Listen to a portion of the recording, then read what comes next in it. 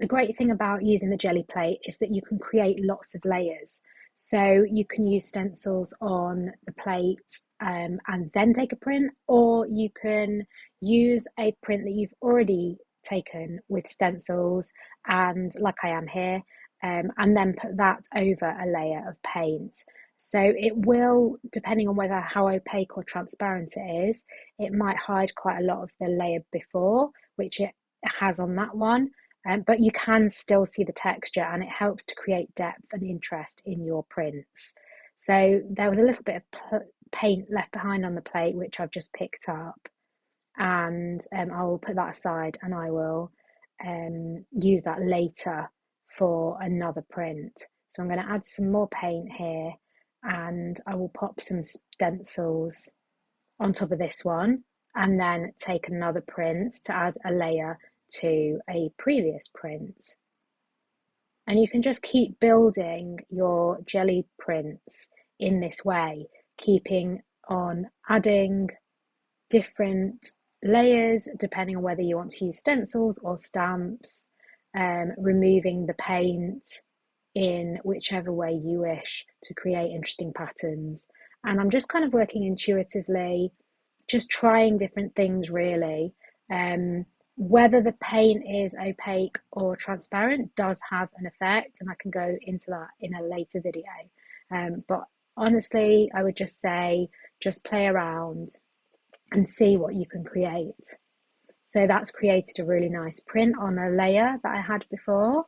And now I can remove these stencils, and I can use the paint that has been left in the circle shape and create another layer on top of this print.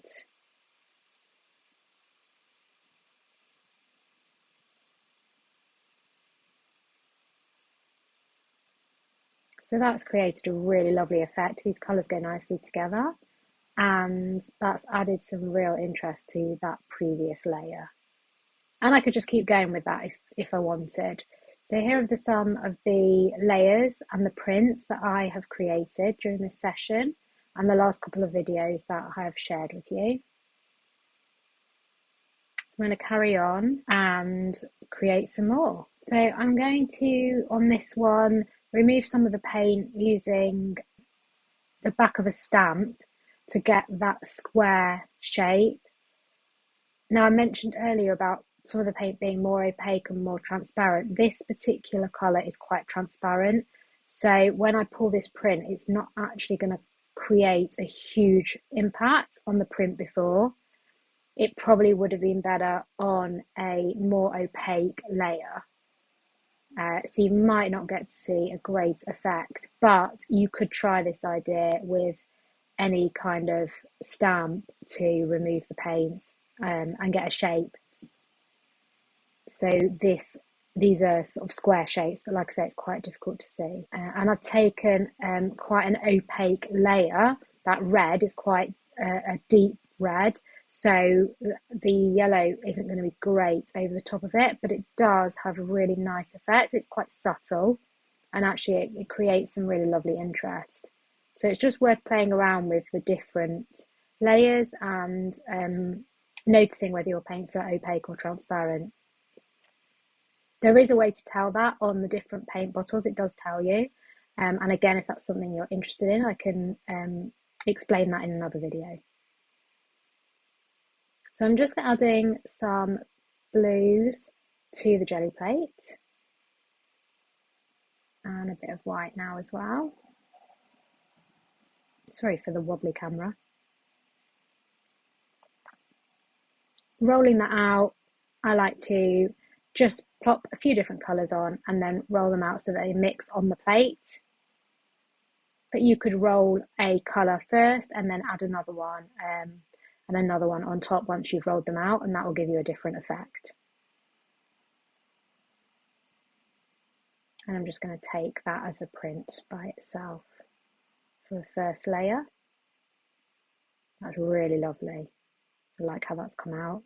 And there's a bit of colour that was left behind on the plate, which creates a bit of texture. I quite like that. You can see that there as well. There's some paint left behind, so when I pull the next print, there'll be a That just adds to the texture of the print that I'm going to take next.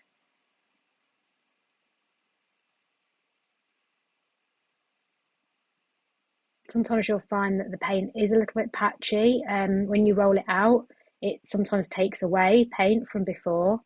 So you can either just take a print of it as it is, or you can add some more paint to it, and that will just build a thicker layer. So I've popped a stencil on to the plate and I'm taking a print of that now, and I really, really love how this one's come out. And then I can remove the stencil and take a print of the paint that's left, and I'm layering that on top of a previous print.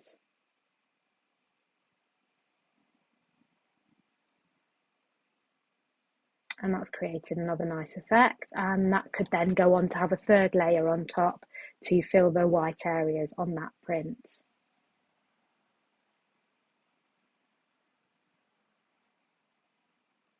So just rolling out some yellow paint now.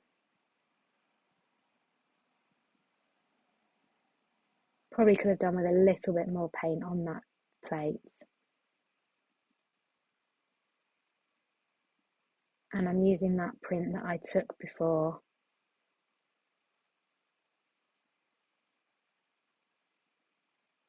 And that's filled in that white gap that I was talking about. So that print has got 3 layers on it. It was the green crosses, then I added that blue layer of stenciling, and then just finished with the yellow over the top, which just filled in those white gaps and created a really, really lovely print. So adding a nice thick red layer there. You can see I've covered the plate really nicely. So the more you practice, the more you learn sort of how much paint you need. And on this one, I'm just using half of a print from before, and I'm choosing another print to take another half. And this is also quite a nice technique to create differences in your print. So you can see there, that's laid really nicely over the top. And because the red's slightly transparent, you could see the blue coming through underneath. So that's quite a nice one to experiment with as well, taking a print and then just adding the next layer on half of the print or a section of it, and have a sort of play around with that. There was still quite a bit of paint left on the plate, so I went back in with another print and did the same technique, just using half the plate. And you can see that this is really beautiful. I love all the textures and colours going on in that print. So that half had 4 layers, and you can just see how lovely that's turned out, and how much interest it creates when you add more and more layers. So you can just have a play and see what you enjoy and what you can create. So I really hope that you found this helpful and that you have a go at using your Gelli plate to create lots of lovely layers.